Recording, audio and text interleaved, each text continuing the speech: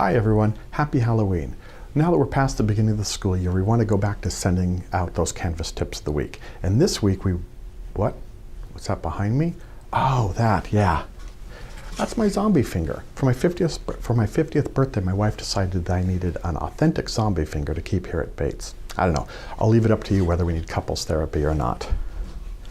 Back to you guys. So, we want to send out a tip of the week. This week we're actually going to cheat and do 3, but before you freak out, we're actually going to do a quick thumbnail sketch of 3 things that are available to you that are brand new here at Online Learning here at Bates. Okay, so we'll talk about them briefly. If you want more information, call us, email us, stop by and talk to us, or ask us to come talk to you, or better yet, come to some of the trainings we're offering over the next couple of weeks. All right, so the first one is we now have an instructional designer for online material here at Bates.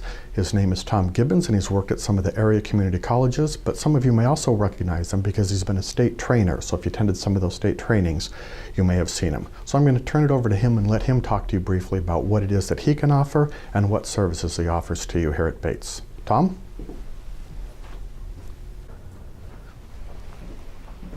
Hi, I'm Tom Gibbons. Tim told you a little bit about my background. I've taught at a couple of community colleges in Washington State and a couple of community colleges in the Midwest. I've worked as an instructional designer at 3 colleges in Washington State and now 4 here at Bates. What I can do is look at your courses, ask you a bunch of questions about what you're doing and what your intention is, and then help to focus that intention. I can also provide you with information about how to use Canvas more effectively in your instruction, both face-to-face and online. So I'm excited to be here, and I'm really looking forward to working with you guys. Thanks. All right, next up, let's talk about quizzes. There is a new quiz function in Canvas, and the first and most important thing is if you don't want to use it, you don't have to at this point in time. If you click on quizzes like you've done in the past, you can create and import quizzes, assign them to students, score it the exact same way as you've had in the past. Nothing changed. However, you may have noticed if you click on assignments, in the top right corner you see that beta button for creating a new quiz or test. So this is in beta, we're testing it, but you can use it and you can create a new version of the quiz. And this is available to us to use now. Why would you want to do that? Well, a couple of things. First, it's a different interface. It's a little bit more robust. You've got the ability to create different looking quizzes. You've got a more robust outcomes function in there. For example, you can track outcomes to a specific question or questions rather than have to assign it to the whole test. But the thing most of you are going to be using it for is it provides new quizzes, some new quiz types, some different ways of assessing your students. So let's run through a few of them real quick, okay? First off, you have a hotspot question. That's very simple. You put a picture or a diagram up there and you have the students click on what you ask them to click on. For example, in this case, click on the femur in this diagram. Next up, you've got categorization questions. That's where you give the students 2 or more categories and then some terms or items that you want them to sort into the different categories.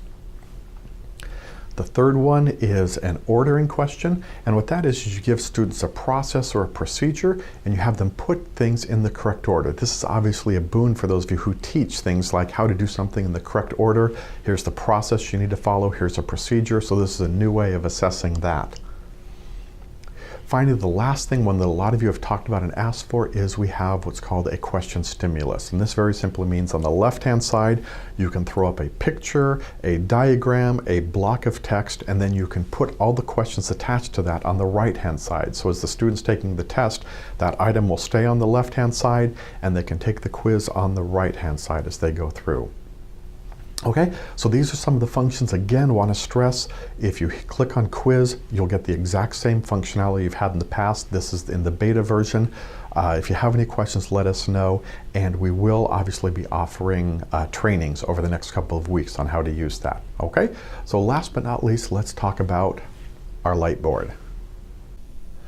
All right, so this is our LIghtboard. For those of you who aren't familiar with it, it's a large piece of glass, 4 foot by 6 foot, surrounded by LED lights and then by a metal frame. By the way, huge shout out to Art Cutting, who actually constructed this for us. All right, and what does it do? Well, since it's lit up, when you write on it, especially when you write with the neon markers, it lights up, it's very eye-catching, it's something visually arresting for your students, okay?